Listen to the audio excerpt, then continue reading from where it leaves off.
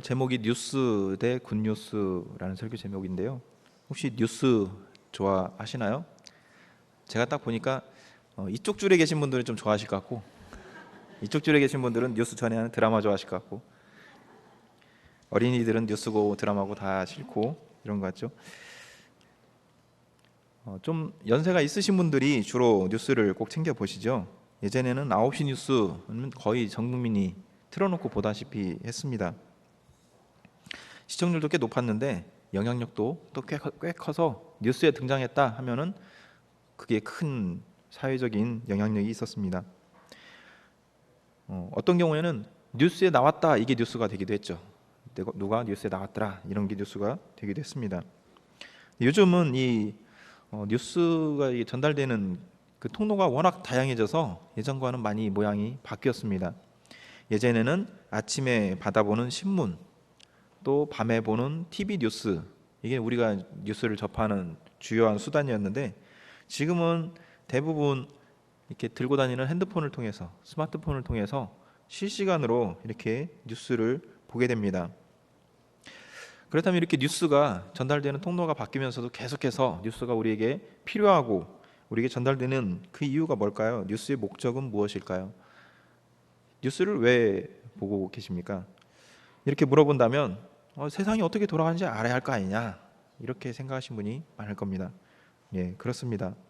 세상이 어떻게 돌아가는지를 알아야 되죠. 근데 문제는 알면 어쩌자는 거냐. 우리가 세상이 돌아가는 문제를 알게 된다면 문제점을 찾아서 좋은 방향으로 바꾸려는 노력이 필요한 것입니다.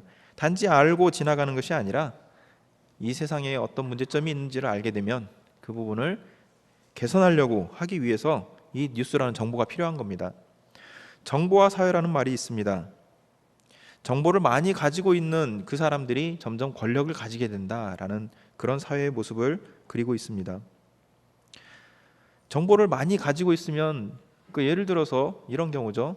누군가가 어디에 개발 계획을 미리 알고 있다. 그러면 그 사람은 아마 이렇게 미리 투자를 해서 큰 돈을 벌게 될 것입니다. 학생의 예를 든다면 시험에 나올 문제에 대해서 미리 정보를 잘 파악하고 있다면 좋은 성적을 받게 될 것입니다. 취업에 관련돼서 청년이 좋은 정보를 가지고 있다면 보다 쉽게 취업에 성공할 수 있을 것입니다. 정치인이 자기에게 유리한 그런 정보들을 잘 가지고 있다면 선거에 활용해서 자기가 당선되는데 유용하게 도움을 받을 것입니다. 이처럼 정보들은 그 사람에게 힘이 되고 우리 사회를 또 움직이는 그러한 힘이 있습니다. 그래서 사람들은 뉴스를 좀 더 수집하고 남들에게 뒤처지지 않기 위해서 보다 많은 뉴스를 가져가게 되고 소비하게 됩니다. 예전에는 고정적으로 이렇게 신문이나 또 방송으로 받아보던 뉴스가 이제는 내 손안에서 언제든지 실시간으로 가져가는 그러한 정보가 되었습니다. 그런데 이렇게 되다 보니까 부작용이 생기게 되었죠. 예전에는 가져올 수 있는 뉴스가 한정돼 있었어요. 신문에 실려 있는 것, 9시 뉴스에 나오는 것. 근데 요즘은 언제 어느 때나 접하다 보니까 양이 너무 많아진 거예요. 그러다 보니까 이게 어떤 문제가 생기냐면요, 뉴스를 전하는 사람들, 뉴스를 판매하는 입장 있잖아요. 신문사나 방송사가 서로 경쟁을 지나치게 하게 되는 겁니다. 그래서 사람들에게 꼭 필요한 소식을 전하는 게 아니라 사람들이 관심이 확 쏠릴 만한 그런 것들로 뉴스가 점점 채워지게 되었습니다. 그래서 굿뉴스, 좋은 뉴스가 아니라 사람들의 관심을 끌기 좋은 뉴스만 우리에게 전달이 되고 있습니다. 그러니까 힘이 되는 게 아니라 오히려 스트레스가 되는 것이죠. 차라리 몰랐다면 좋았을 그런 소식들을 너무도 많이 가져가게 되고 너무도 많이 알게 되니까 그것들이 그냥 다 부담이 되고 스트레스가 되는 그런 세상이 되었습니다. 우리에게 진정으로 필요한 것은 수많은 뉴스, 쏟아지는 뉴스의 홍수가 아니라 정말 좋은 소식이 우리에게 들려와야 되고 그 좋은 소식을 통해서 우리가 힘을 얻고 이 세상을 살아갈 수 있는 것입니다. 성경 말씀에 보면 복음이라는 말이 자주 등장하잖아요. 우리가 너무도 잘 쓰는 단어입니다. 오늘 본문에도 보면 14절에도 복음이라는 말 하고 있고요, 15절에도 복음이라는 단어가 있습니다. 이 말을 영어 성경으로 보면은 이 복음이라는 말을 굿뉴스 이렇게 번역을 하고 있습니다. 좋은 소식이라는 것입니다. 하나님께서 우리에게 주시고자 하는 소식, 이건 바로 좋은 소식입니다. 성경이 우리에게 왜 주어졌습니까? 우리에게 좋은 소식을 전하기 위해서 주어진 것입니다. 하나님의 말씀, 우리가 왜 귀 기울여 듣습니까? 그것이 좋은 소식이기 때문에 그렇습니다.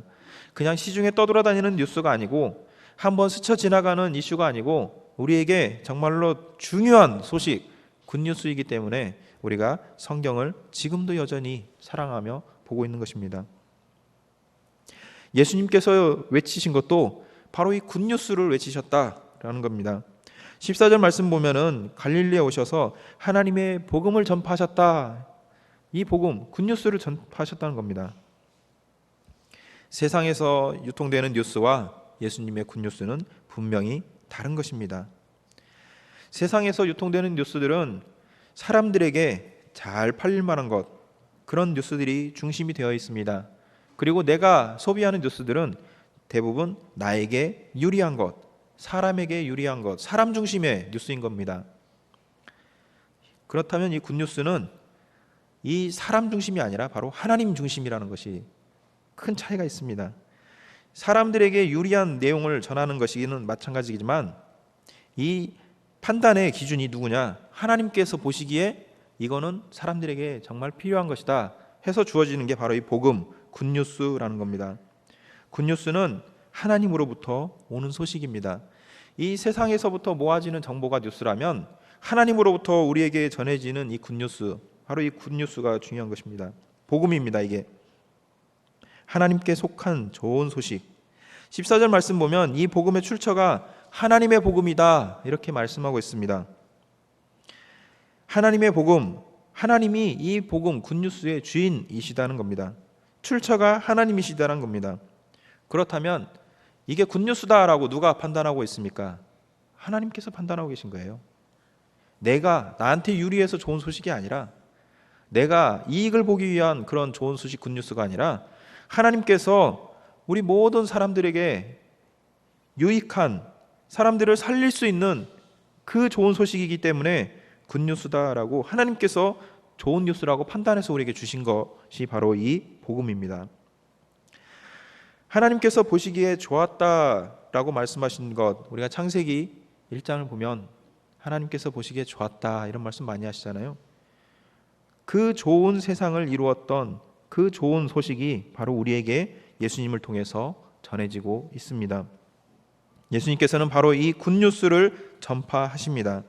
사람들이 각자가 자기의 이익을 기준으로 하는 그런 판단이 아니라 하나님께서 하나님의 기준을 가지고 하나님의 능력의 한계 안에 하나님의 능력으로 판단하셔서 우리에게 굿뉴스를 주고 계십니다. 사람의 판단이라는 것은 한계가 있어요.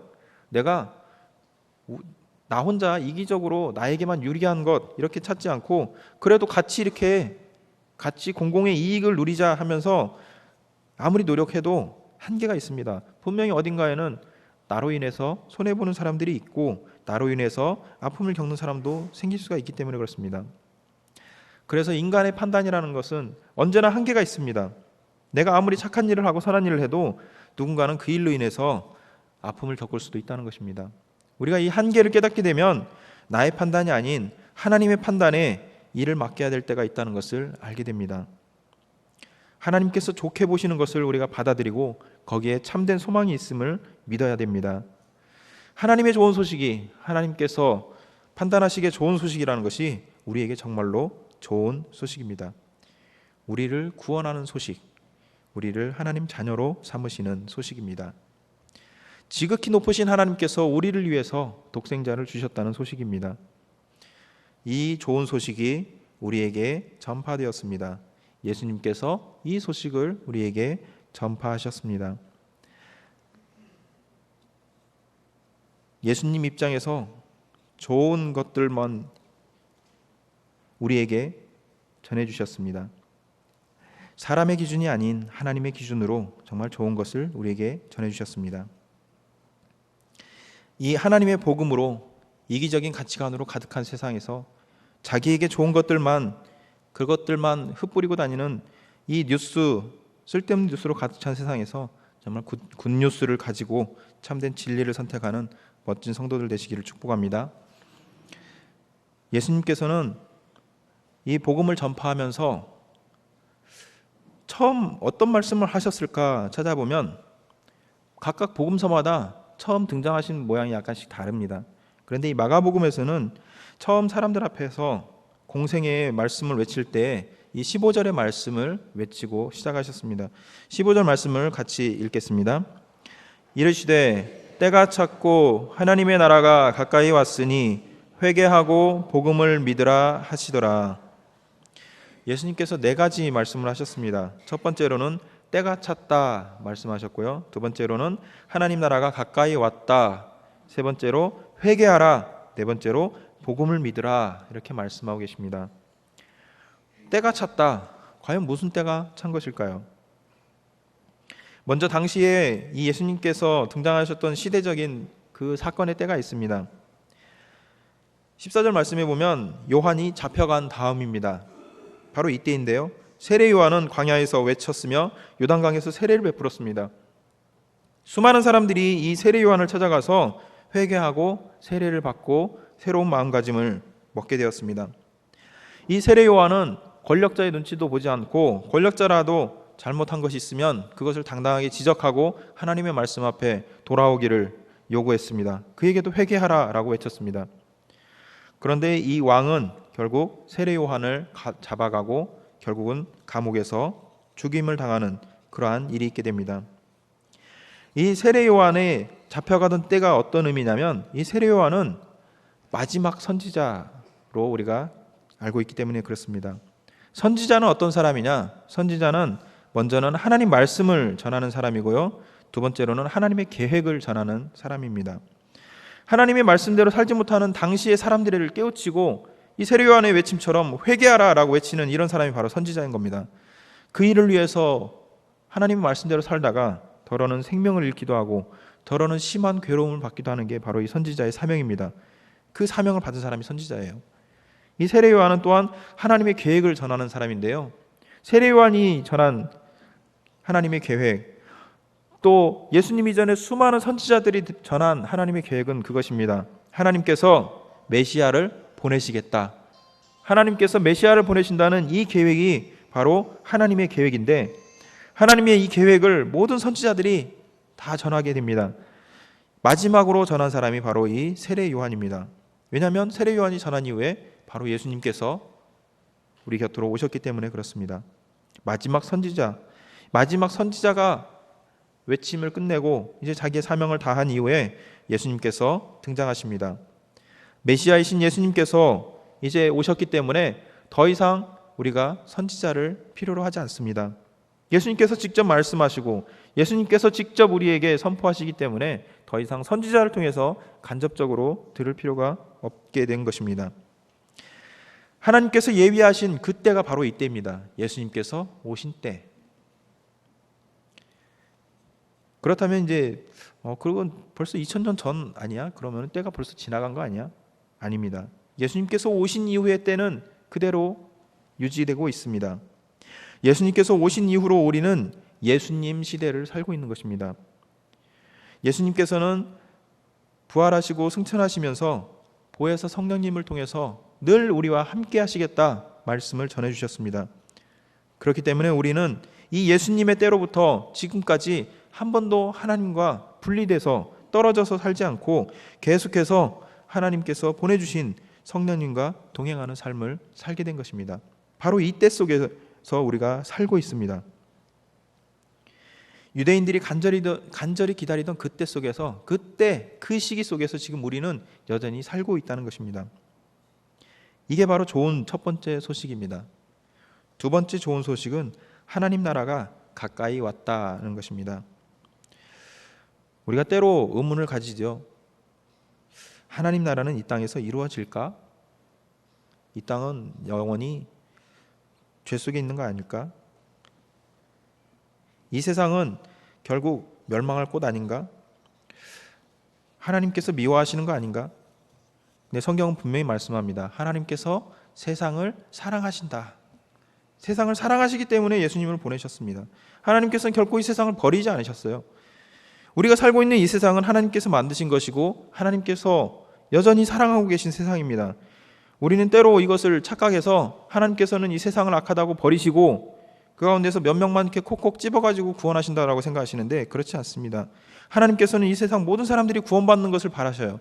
단지 구원의 자리에 나오지 않고 성령님을 거절하며 예수님을 믿지 않는 사람들이 있기 때문에 모든 사람들이 구원을 받지는 못한다는 겁니다.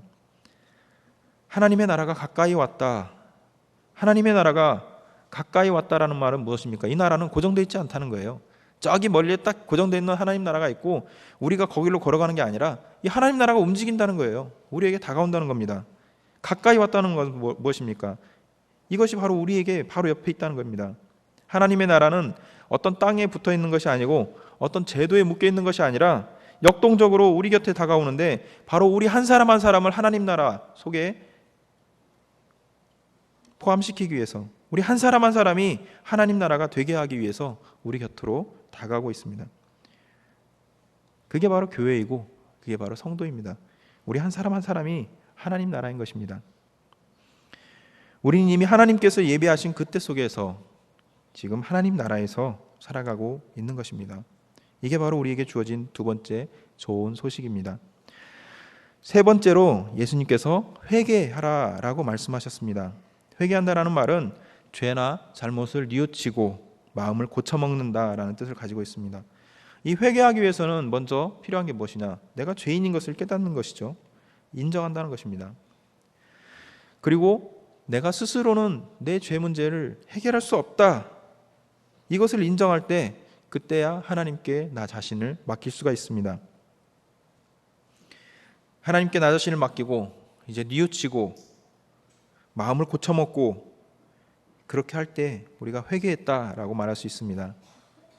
그런데 우리가 이 회개를 해야 구원을 받는다. 이건 아닙니다. 내가 회개를 해서 하나님께서 나를 구원해 주신다? 이건 아닙니다. 하나님께서는 이미 우리를 용서해 주셨어요. 예수님을 보내주셔서 이미 우리를 용서해 주셨는데 우리는 그 용서에 대한 반응으로 회개를 하는 것입니다. 그러므로 해서 날마다 우리를 새롭게 하고 날마다 부족한 우리들이 새롭게 되어서 하나님의 자녀로서의 삶을 살아갈 수 있게 되는 힘이 됩니다. 하나님께서 먼저 우리를 용서해 주셨습니다. 우리는 그래서 회개하는 사람이 되어야 됩니다. 이 회개하라 하신 이 말씀은 너의 잘못을 깨닫고 근신하라는 것이 아니라 너의 잘못을 날마다 새롭게 하여서 하나님의 자녀답게 살아라라는 우리에게 주어진 세 번째 굿뉴스입니다. 마지막으로 예수님께서 복음을 믿으라 라고 하셨습니다. 하나님께서 우리에게 주신 이 좋은 소식을 우리는 믿어야 됩니다. 이 소식은 하나님께서 예비하신 때에 하나님의 나라를 이루어가는 바로 하나님의 백성이 된 너희들, 자기의 죄를 깨닫고 날마다 회개하며 새롭게 되기를 날마다 성결의 길로 나아가는 너희들이 이제는 그 예수를 믿고 여기에서 절대로 벗어나지 말고 이 믿음을 간직하라라는 뜻입니다. 이 세상에는 정말 많은 뉴스가 있습니다. 많은 뉴스들이 범람하는 가운데 어떤 소식들은 우리를 기쁘게 하고 어떤 소식들은 우리를 슬프게 할 때도 있습니다. 나에게 이득을 가져다주는 뉴스가 없는가 찾을 때도 있고 정말 중요한 것들은 놓치면서도 그런 것들에만 관심을 가질 때가 많습니다. 우리는 이제 하나님께서 우리에게 전해주신 예수님을 통해서 전해주신 이 굿뉴스에 좀 더 관심을 가지고 하나님께서 주신 때를 깨닫고 내가 그 때를 살아가고 있음을 알고 내가 바로 하나님 나라의 일부분임을 깨닫고 하나님께서 우리에게 늘 말씀하시는 대로 새롭게 하는 그러한 삶을 살아가야 됨을 깨달으시기 바랍니다. 때때로 뉘우치고 돌이키면서 날마다 새롭게 되는 그런 삶을 사시기를 바랍니다. 하나님으로부터 온 이 굿뉴스를 믿으시고 예수 그리스도라는 복음, 예수님을 믿으면서 그 안에서 살아가는 그러한 사람이 되어야 됩니다. 하나님이 계획하신 때 하나님 나라에 속한 하나님의 백성이 되신 동인 성도님들 모두가 이 굿뉴스 안에서 하나님의 선하신 계획과 판단 아래 살아가는 복된 인생 되시기를 주님의 이름으로 축복합니다.